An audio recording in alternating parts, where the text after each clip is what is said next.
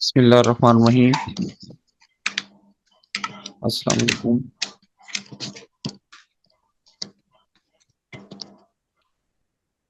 अच्छा जी, ऐसा है कि पिछले लेक्चर में हमने पढ़ा था कि चार्ट ऑफ अकाउंट्स किस तरह बनाए जाते हैं, क्या-क्या उसकी चीज़ें होती हैं और कौन-कौन से अकाउंट्स और कौन-कौन से सब अकाउंट्स होते हैं। वहाँ तक स्टूडेंट्स को क्लियर है? अगर किसी का कोई क्वेश्चन है तो पूछ लें।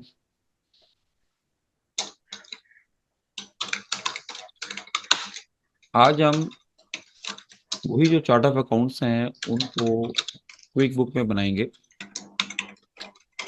क्विक बुक आप लोगों ने इंस्टॉल कर लिया होगा और जब आप उसको ओपन करते हैं तो न्यू कंपनी की ऑप्शन आती है।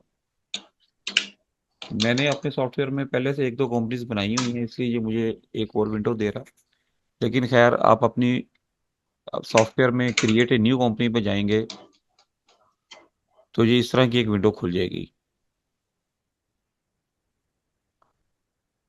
इस विंडो पे आपने एक्सप्रेस स्टार्ट के ऊपर क्लिक करना और ये आपको विज़िट में ले आएगा।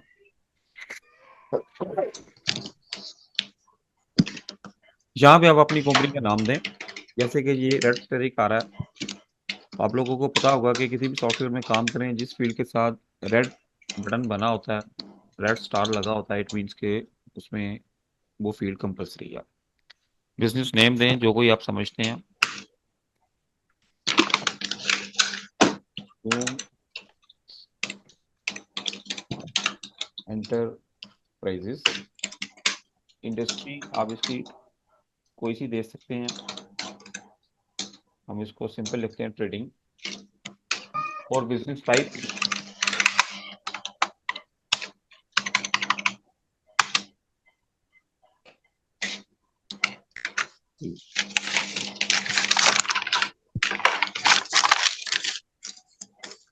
इंडस्ट्री जो है इन्होंने को अपनी तरफ से एक डिज़ाइन की हुई है चंद। इनमें से आप कोई-सी भी इंडस्ट्री चूज़ कर सकते हैं।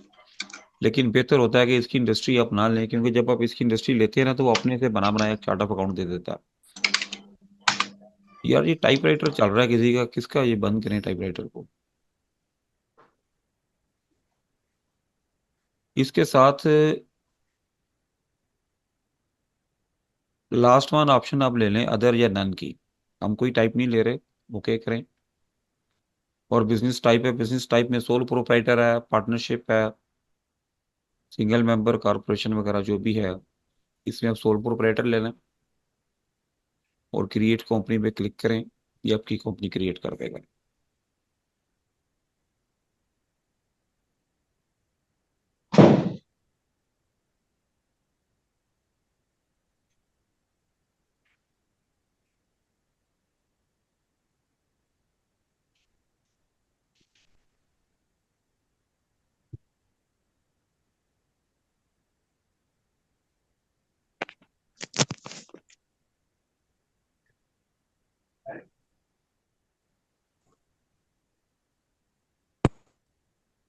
इसमें स्टार्ट वर्किंग पे क्लिक करें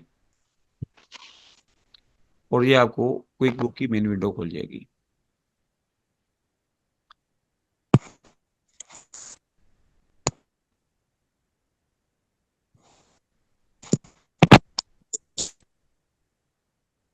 इसमें ये राइट साइड पे चार्ट ऑफ अकाउंट्स आ रहा है।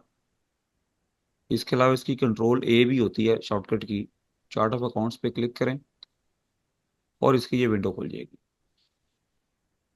यहाँ पर आपने चार्ट ऑफ अकाउंट्स अपने बनाने शुरू कर देने हैं, जो कि हमने लास्ट टाइम पढ़े थे।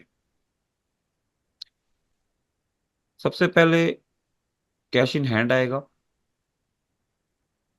कैश की कैटेगरी होगी। अब इसमें जो चार्ट ऑफ अकाउंट्स बनते हैं ना, वो इस तरह बनते हैं कि मल्टी लेवल होते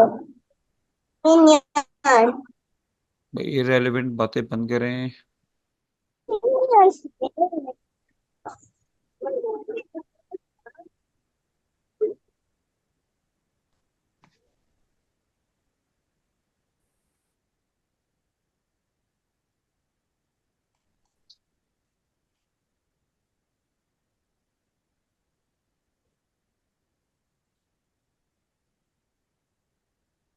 सबसे पहला हेड हमारा आता है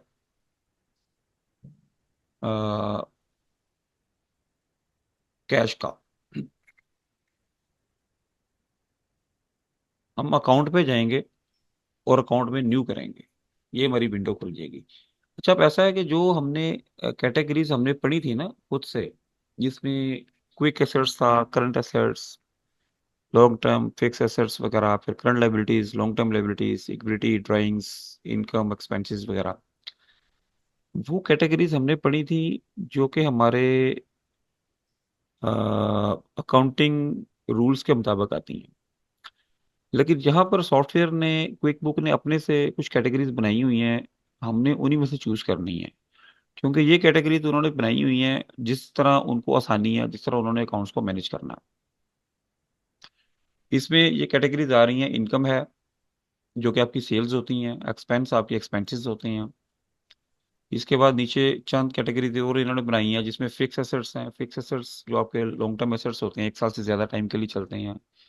बैंक है, बैंक के लिए जैसे कैश रिजर्व्स हैं उसके लिए अलग टैब दे दिया उन्होंने। लोन आपकी लाइबिलिटीज हैं, क्रेडिट कार्ड, इक्विटी आपका कैपिटल, और इसके अलावा अदर अकाउंट टाइप। इसको देखें तो इसमें फर्दर चीजें आ जाती हैं जिसमें अकाउंट रिसीवेबल्स हैं, ये आपके कस्टमर होते हैं। अदर करंट एसेट्स जो इसके अलावा रह जाते हैं। फिर अदर एसेट्स, इसमें आप अपने इंटेंजिबल्स डाल सकते हैं। अकाउंट्स पेबल आपके वेंडर्स होते हैं। करंट लाइबिलिटीज हैं, लॉन्ग टर्म लाइबिलिटीज हैं, कॉस्ट ऑफ गुड्स सोल्ड है, other income and other expenses. अब हमने जोन सा भी अकाउंट बनाना है, उसकी कैटेगरी हमने इसके अकॉर्डिंगली लेनी है।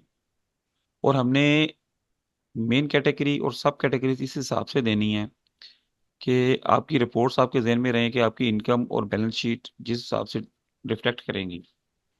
सबसे पहले हमने कैश का बनाना है, तो कैश के लिए बेहतर होता है कि बैंक एंड कैश रिजर्व्स का एक अलग टैब बनाया जाए और उसके फिर सब अकाउंट्स बनाए जाएं जोन जोन से रेलिवेंट होते हैं। आप बैंक पे जाएंगे और उसको कंटिन्यू करें, यहाँ पर अकाउंट आ जाएगा। अकाउंट नेम आप दे दें, bank and, sorry, cash and bank, और इसको सेव एंड न्यू कर दें। नेक्स्ट अकाउंट हमारा बनेगा कैश इन हैंड। और अब इसमें इसको हम चेक करेंगे सब अकाउंट्स, ये सब अकाउंट बनेगा कैश एंड बैंक का। नेक्स्ट, कैश इन हैंड के बाद आप अगला अकाउंट बना सकते हैं पेटी कैश का, and again it will be the sub account of cash and bank. Again save and new. Next account will be your bank account, any bank account you can choose. Say we can say Allied Bank Limited. Sub account of Cash and Bank, Save and New. Another bank you can create here as a Mizan Bank, Mizan Bank Limited, and it will also be sub account of Cash and Bank. Now save and close.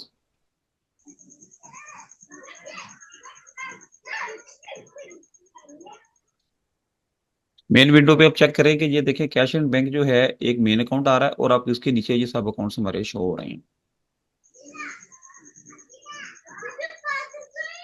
Next account हमारा जो है वो हमारा account receivables है।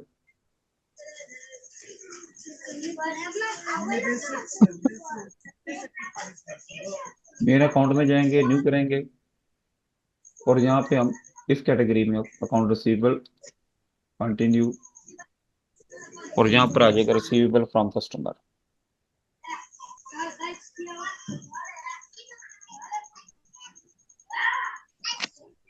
Receivables जो होते हैं वो हमारे कस्टमर्स होते हैं जिनको हम सेल कर रहे होते हैं। और नॉर्मली बिजनेस में जो सेल्स हो रही होती हैं वो क्रेडिट बेस्ड चल रही होती हैं, कि आप सामान अपना बेच रहे होते हैं और उसकी पेमेंट बाद में आ रही होती है, तो at the time of sale वो आपका रिसीवेबल होता है।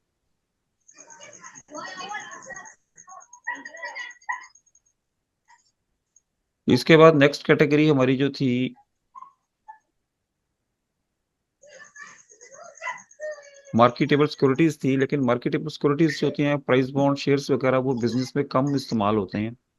जहाँ कहीं इस्तेमाल होंगे, आप जैसे कैश के अकाउंट्स बनाए हैं, इसी तरह उसके फर्दर अकाउंट्स आप बना सकते हैं। अभी फिलहाल मैं नहीं बना रहा, आप लोगों की अपनी प्रैक्टिस के लिए आप खुद से उसको बनाएं ताकि आपकी प्रैक्टिस हो। इसके बाद हमारी इन्वेंट्री आ जाती है। इन्वेंट्री को आप अकाउंट उसका बनाएं।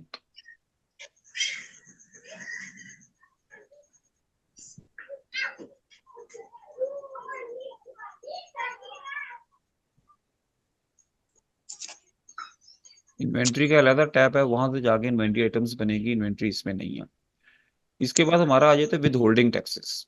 विद होल्डिंग टैक्सेस जो हैं, बड़ी इंपॉर्टेंट चीज होती है, जो कि हमारे मुख्तलिफ पेमेंट्स के ऊपर हमारा टैक्स कट रहा होता है।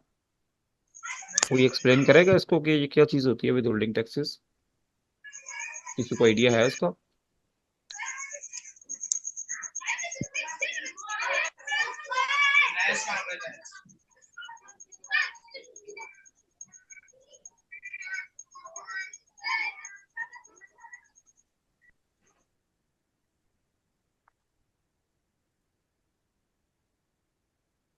कोई नहीं एक्सप्लेन कर सकता?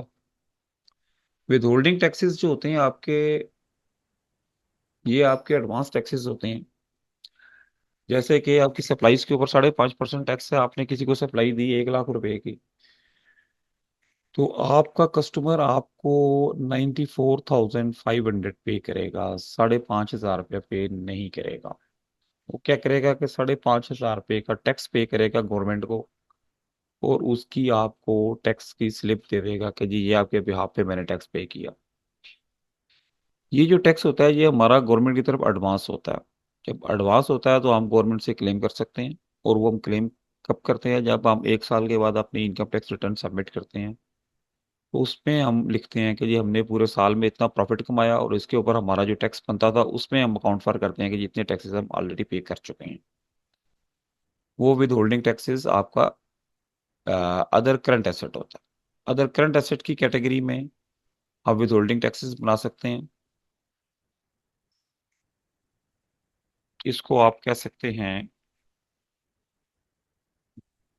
WHT, with holding tax.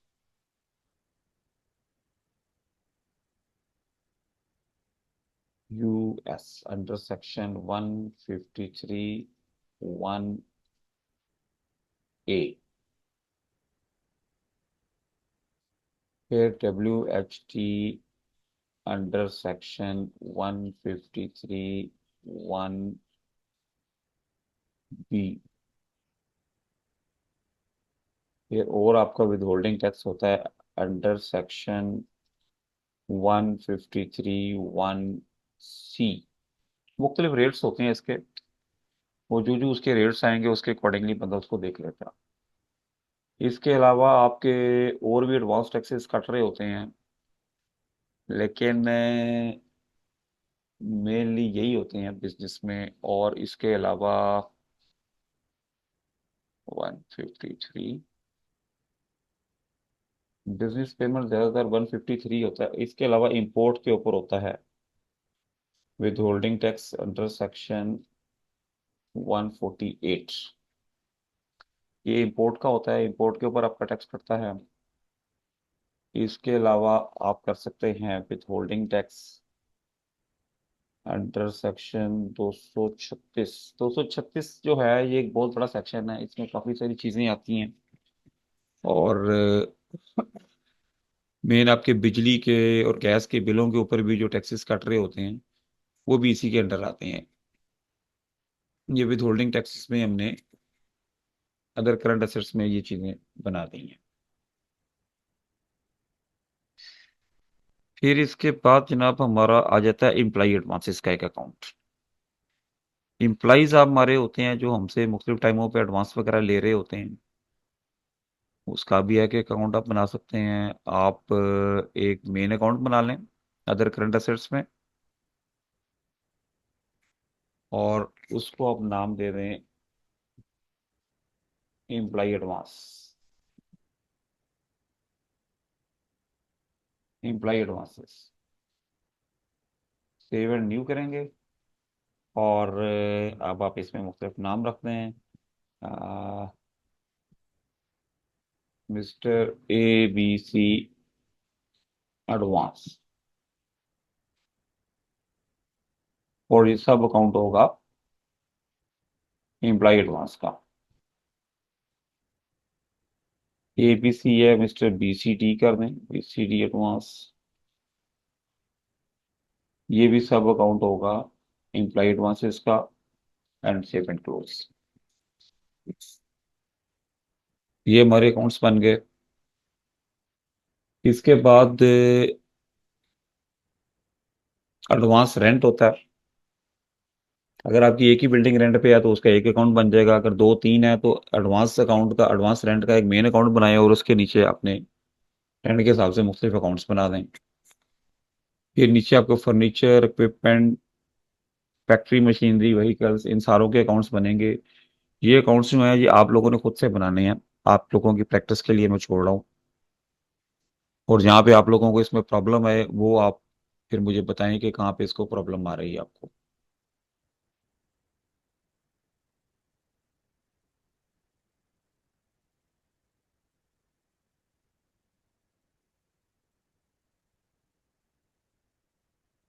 इसके बाद इसी तरह फिक्स एसेट्स हैं, इनटेंजिबल्स हैं, ये आप बना लेते हैं। और इन्होंने सॉफ्टवेयर है ना कुछ अकाउंट्स अपने से पहले से बनाए हुए हैं।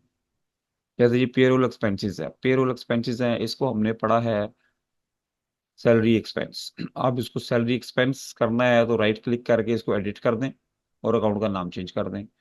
नहीं है तो इसको बेशक इस अकाउंट में भी रहने दें तो वो चलेगा। पेरोल लाइबिलिटीज हैं, ये आपकी सैलरीज पेबल होती हैं। आप में से कोई बता सकता है कि सैलरीज पेबल और सैलरीज एक्सपेंस में क्या फर्क है? बड़ा इंपॉर्टेंट टॉपिक है जिसके ऊपर बहुत सारे लोगों को समझ नहीं आती। कोई इसको एक्सप्लेन करेगा? एक्चुअल में जब भी पेमेंट की जाती है इन बिजनेस बिजनेस टर्म्स में, तो हम पहले उसका जेवी पोस्ट करते हैं, लाइबिलिटी बुक करते हैं, और देन हम उसकी पेमेंट करते हैं। जब हम बुक कर रहे होते हैं तो वो हमारी लाइबिलिटीज होती हैं, और जब हम पे कर देते हैं कैश तो वो हमारा एक्सपेंस बन जाता है। नहीं, ऐसा नहीं है। आधी बात आपने सही की है, आधी बात थोड़ी सी आप गलत कर गए हैं।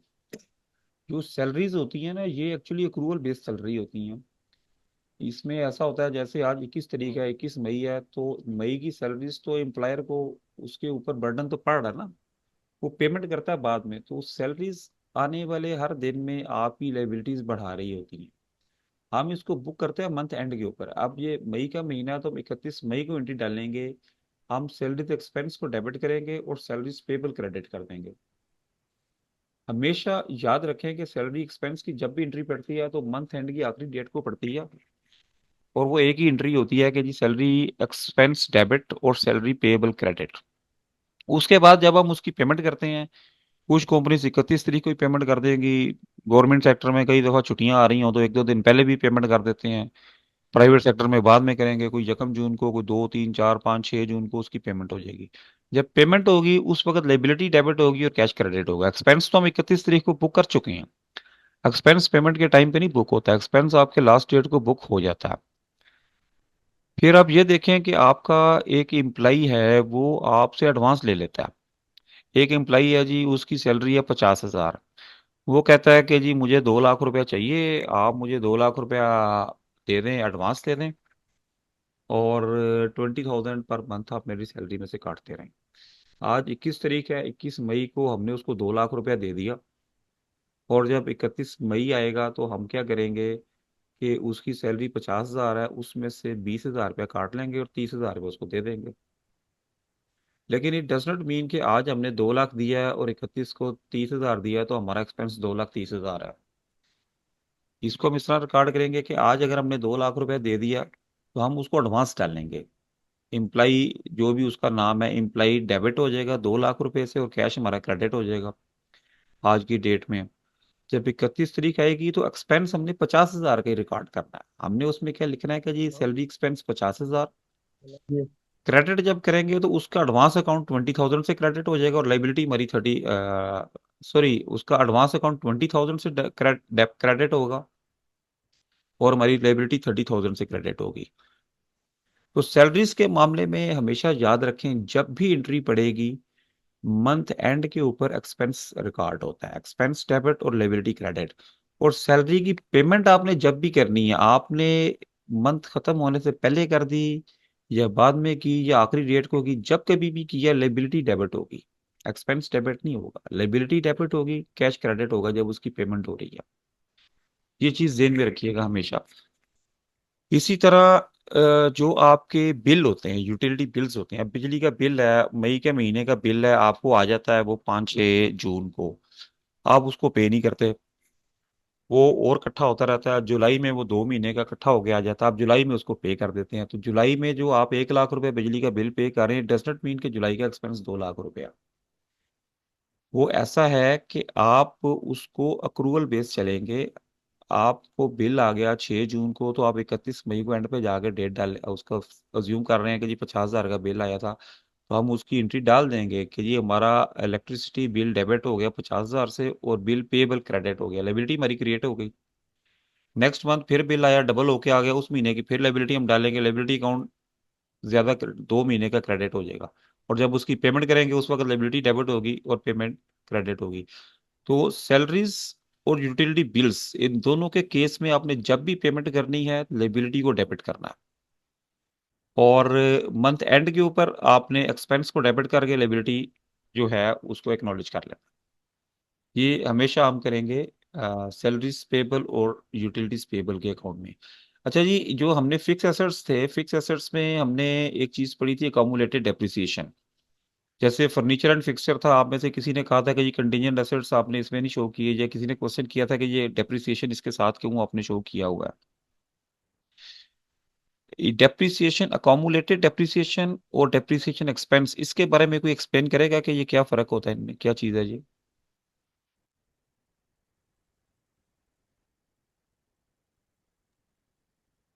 दोबारा रिपीट कीजिएगा।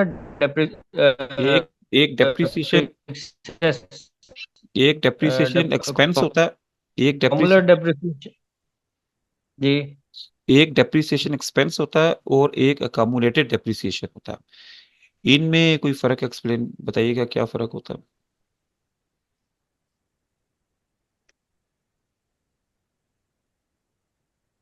एसेट की वैल्यू में से लेस कर रहे होते हैं। अकोमुलेट अकाउंट वो होता है, अकोमुलेट डेप्रिसिएशन का, जिसमें वो अमाउंट सबमिट हो रही होती है। और जब हम सेल सेल आउट करते हैं तो उसको एवेल्युएट कर लेते हैं कि हमारे स्क्रैप वैल्यू क्या है और अकोमुलेट डेप्रिसिएशन अकाउंट में उस एसेट की वैल्यू क्या है। तो ये थोड़ा सा कंसेप्ट है, बाकी आप ब्रीफ करें।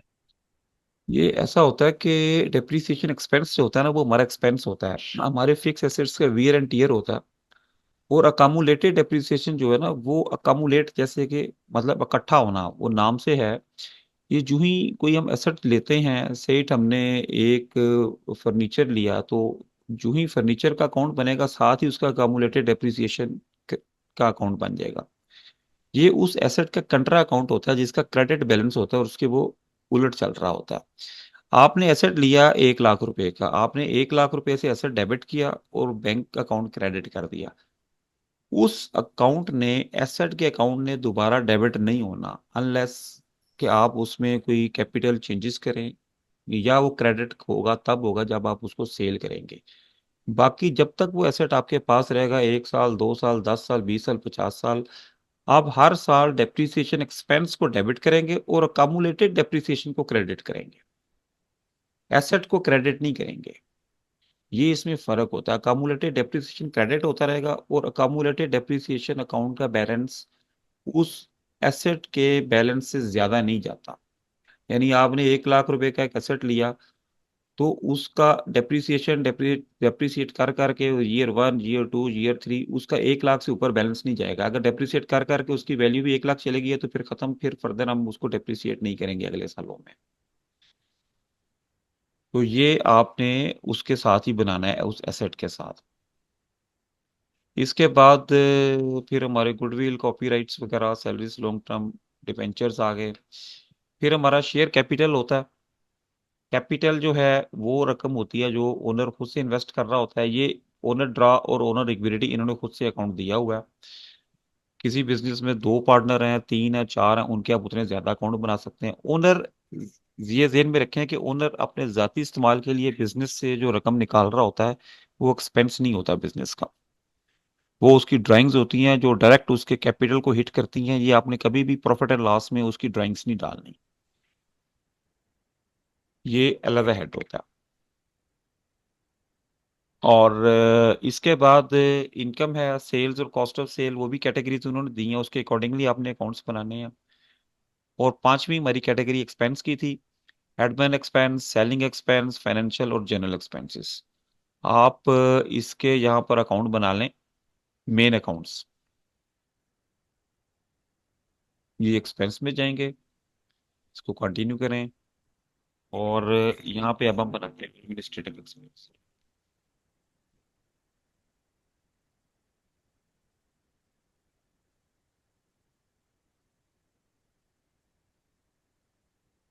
पेमेंट न्यू करें। दूसरा सेलिंग एक्सपेंस आ जाएगा, सेव एंड न्यू करें।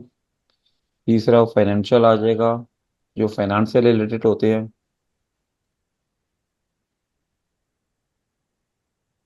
और चौथा जनरल एक्सपेंस आ जाएगा।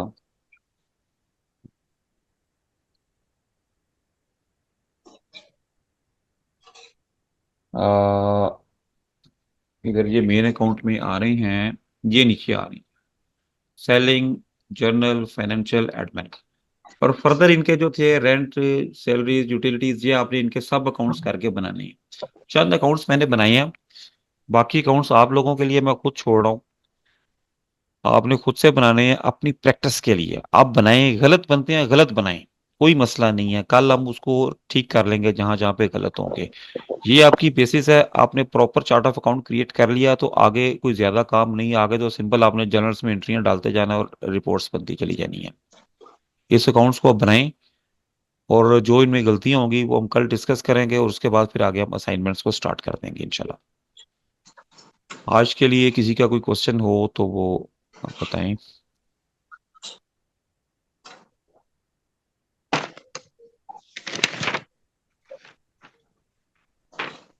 हेलो। जी जी। अच्छा सर, एक दोबारा जरा जो लाइबिलिटीज थी उसको जरा दोबारा एक्सप्लेन कीजिएगा। जब हमने सैलरीज पे करनी है ड्यूरिंग द मंथ, हम बुक करेंगे, और जब पे करेंगे at the end of month हम उसको उसी एंट्री को रिवर्स करके बैंक या कैश जो है वो क्रेडिट कर देंगे, ऐसे ही? ऐसे ही है यार, देखे ना, ये मई का महीना जा रहा है, 31 मई आ जाएगा 10 दिन के बाद। आपकी सैलरीज बन गई 1 लाख रुपए की। आप सिंपल एंट्रीज डालेंगे कि जी सैलरीज एक्सपेंस डेबिट 1 लाख रुपए से, और सैलरीज पेबल क्रेडिट 1 लाख से।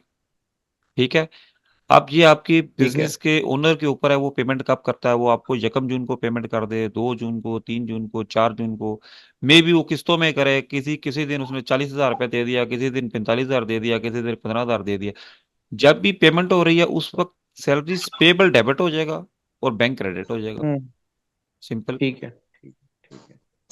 अच्छा, इसमें और देखिएगा एक दो चीजें, जैसे हम कॉस्ट ऑफ गुड सोल्ड बनाते हैं, जी। एक्चुअल में वो भी तो एंट्रियां इसी बैलेंस शीट के अंदर ही हो रही होती है ना? नहीं, वो इनकम स्टेटमेंट में होती है, बैलेंस शीट की आइटम नहीं होती वो। ठीक है। जी। कॉस्ट ऑफ गुड्स सोल्ड होती है जो आपने सेल की है। आपने 1 लाख रुपए की सेल किया, वो चीजें आपको कितने की पड़ी थी। ठीक है, ठीक है, हमें ठीक है, हमें वो पड़ी ठीक थी, फर्ज करें 85,000 की, तो वो कॉस्ट ऑफ गुड्स सोल्ड है हमारी। ठीक है, ठीक है। बाकी वो अब मैंने थोड़ा सा लेक्चर लेट ज्वाइन की है क्लास, जी। तो अभी मेरे पास लैपटॉप पे चल रहा है, वो उसको मैं कर रहा हूँ, अकाउंट बना रहा हूँ फैक्ट्री के नाम से ही। तो जी। जी। कल इंशाल्लाह डिस्कस करेंगे। हाँ बिल्कुल, उसको करें, और ये चार्ट ऑफ अकाउंट्स बनाएं। जो सही बनते हैं बड़ी अच्छी बात है, गलत बनते हैं गलत बना दें, कोई इशू नहीं है। जो गलत होगा उसको सही कर लेंगे इंशाल्लाह। मैं अभी चार्ट ऑफ अकाउंट्स बना सकता था लेकिन मैंने खुद नहीं बनाया, आप लोगों के लिए छोड़े हैं। आप उसको प्रैक्टिस करें, कल इसको कंप्लीट कर देंगे। मैं अगर खुद ही से सारे बना दूंगा तो आपको उसमें सीखने को नहीं कुछ मिलेगा इतना। बिल्कुल ऐसे ही है, बिल्कुल ऐसे ही है। हाँ ठीक जी। है। तो कल इंशाल्लाह यही 7:30 दोबारा क्लास करेंगे। और इसके इंशाल्लाह। इस चार्ट ऑफ अकाउंट से हटके भी आप लोगों के कोई क्वेरीज हैं तो वो बेशक लाएं, और वो इंशाल्लाह डिस्कस करेंगे जो भी इशू होगा।